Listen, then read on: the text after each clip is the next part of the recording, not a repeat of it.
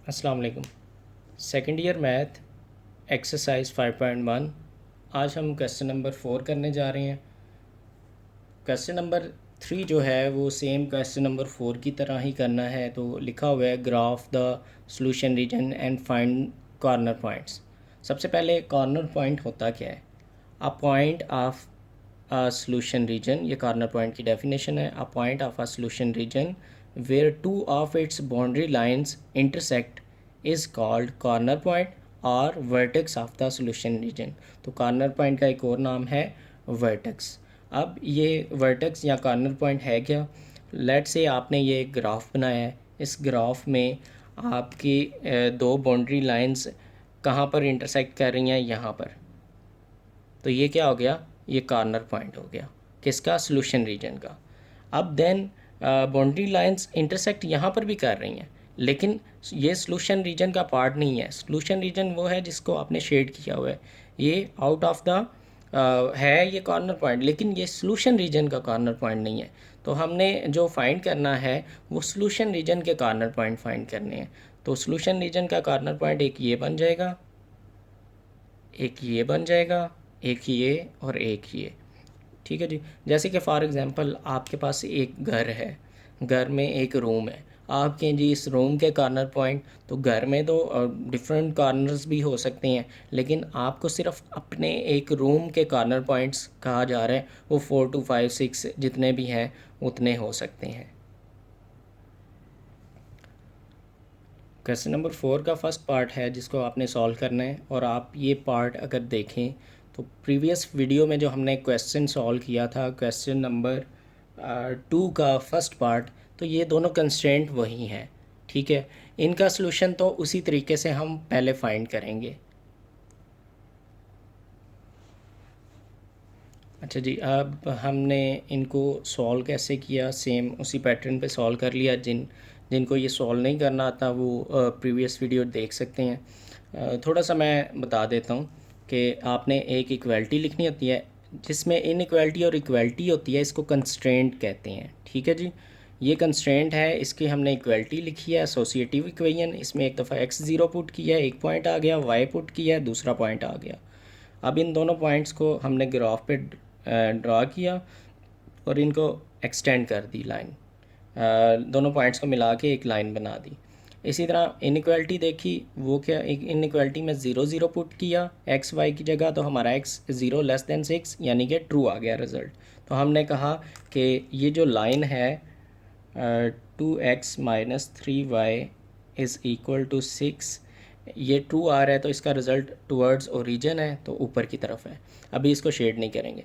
इसी तरह हमने दूसरी कंस्ट्रेंट को एसोसिएटिव इक्वेशन लिखी और देन उसमें एक दफ़ा x0 पुट किया, हमारे पास 0 व 4 आ गया। एक दफ़ा इसमें y पुट किया, 6 व 0 आ गया। देन इन दोनों पॉइंट्स को भी हमने ग्राफ पे लिखा और इन दोनों पॉइंट्स को हमने मिला के एक लाइन बना ली। और इसके ऊपर भी लिख देते हैं, ये 2x + 3y is equal to 12 का जी सॉल्यूशन है। अच्छा जी, अब इन दोनों को लाइंस को मिला लिया। अब 2x + 3y लेस दैन 6, यहाँ से कंस्ट्रेंट से इनइक्वालिटी लिखी। इसमें टेस्ट पॉइंट 0 0 पुट किया, एक्स वाई की जगह 0 0, तो 0 लेस दैन 12 ट्रू रिज़ल्ट है। तो इसको भी हमने टुवर्ड्स ओरिजिन शेड करना है, तो इसका टुवर्ड्स ओरिजिन इस साइड पर है, डाउनवर्ड है। अब यहाँ पर देखें तो यहाँ पर एक थर्ड नंबर पे भी कंस्ट्रेंट लिखी हुई है, इसको कहते हैं जी नॉन नेगेटिव कंस्ट्रेंट। तो नॉन नेगेटिव कंस्ट्रेंट जो होती है ये हमें बताती है कि आया हमारा जो शेडिड एरिया है वो कौन कौन से क्वाड्रेंट में होगा। तो x greater than equal to 0 यानी कि x पॉजिटिव। अगर हम देखें तो यहाँ पर x क्या होता है, यहाँ पर x की वैल्यू नेगेटिव होती है, तो इसको क्रॉस कर दें। देन यहाँ पर x की वैल्यू, यहाँ पर भी x की वैल्यू नेगेटिव होती है। ठीक है, जैसे कि आप पॉइंट लिखते हैं फॉर एग्जांपल -2 व 3, तो -2 3 लिखते हैं, यहाँ पर करके ये पॉइंट आ जाता है इधर। तो ये देखें इसमें x क्या है, नेगेटिव। इसी तरह यहाँ पर लिखते हैं -2 -3, तो यहाँ पर देखें, यहाँ पर x क्या है, नेगेटिव। तो सिंपल बताने का मीनिंग ये है कि ये वाले जो रीजन है ये हमारे पास क्रॉस हो जाएंगे, ये सॉल्यूशन रीजन का पार्ट नहीं होंगे। अच्छा जी, अब अगर तो इसके साथ लिखा होता and y is greater than equal to zero, late से लिखा होता, तो फिर इसने भी क्रॉस हो जाना था। तो x greater than equal to zero का कौन कौन सा क्वाड्रेंट रह गया, फर्स्ट एंड फोर्थ क्वाड। तो अब हम इसको शेड करते हैं। तो शेड इस लाइन से ऊपर रहना है, इधर शेड नहीं किया जाएगा क्योंकि ये इस लाइन से इधर चला जाएगा। और फर्स्ट और सेकंड क्वाड्रेंट का मतलब कि हमने इस साइड को शेड करना है। तो इस साइड को शेड, इस लाइन से नीचे शेड, इस लाइन से ऊपर शेड। तो कॉमन रीजन हमारे पास ये आ गया जी।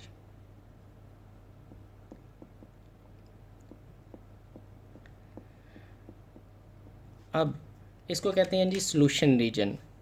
अब आप जान चुके हैं कि ये वाले क्वाड्रेंट्स हमने क्यों नहीं शेड किए, क्योंकि x greater than equal to zero लिखा हुआ था और x greater than equal to zero होता है फर्स्ट एंड फोर्थ क्वाड में।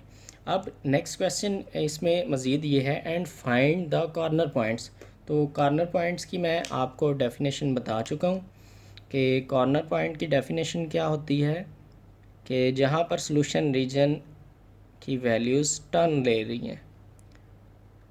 तो ये 3 पॉइंट है। अब यहाँ से अगर तो ये एरिया शेड ना किया जाता तो यहाँ से शेड एरिया ऊपर की तरफ होता, फिर ये भी कॉर्नर पॉइंट होना था और ये भी कॉर्नर पॉइंट होना था, फिर इसने कॉर्नर पॉइंट नहीं था होना।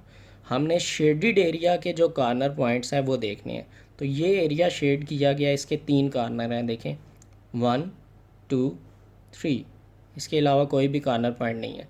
तो अब हमारे पास 2 कॉर्नर पॉइंट नोन है और एक अननोन है। ये वाला भी नोन है हमारे पास कॉर्नर पॉइंट, और ये वाला कॉर्नर पॉइंट भी नोन है। ये वाला कॉर्नर पॉइंट अननोन है। तो इस कॉर्नर पॉइंट को हम फाइंड कैसे करेंगे, हमने देखना है कि ये 2 लाइनें जिनकी इक्वेशन मैंने यहाँ पर लिखी है, तो ये 2 लाइनों का इंटरसेक्शन पॉइंट है। तो डेफिनेटली इन 2 लाइनों को हम सॉल्व कर लेते हैं साइमल्टेनियस इक्वेशंस को ऊपर नीचे रख के। तो जो x और y का आंसर आएगा उधर से एक पॉइंट बन जाएगा और वो ये वाला थर्ड कॉर्नर पॉइंट होगा। जी क्लास, मैंने उन 2 कॉर्नर पॉइंट्स जिन लाइंस का वो कॉर्नर पॉइंट था उन 2 लाइंस की इक्वेशंस को लिख दिया। अब इनको सॉल्व कैसे करेंगे, देखें दोनों की सेम कोएफिशिएंट है, तो हम इनको ऐड कर लेते हैं विद अल्टरनेटिव साइन है, तो इनको क्रॉस कर दें। ये बन गया 4x is equal to 12 plus 12, 12 पर प्लस 6 18। तो 4 इधर आगे डिवाइड होगा, तो फाइनल आंसर क्या आ गया 9/2।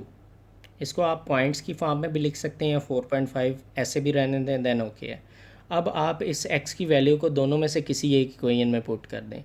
लेट से मैं इसको इक्वेशन नंबर 1 कहता हूँ, इसको इक्वेशन नंबर 2 कहता हूँ। मैं इक्वेशन नंबर 1 में रिप्लेस कर रहा हूँ, 2x की जगह 9/2 plus 3y is equal to 12। ये 2 कैंसिल हो गया, 9 plus 3y is equal to 12।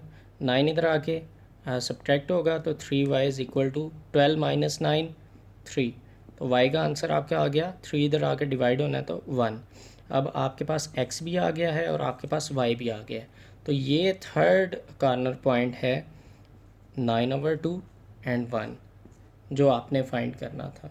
अब एंड पे आपने रिज़ल्ट लाजमी लिखना है, कॉर्नर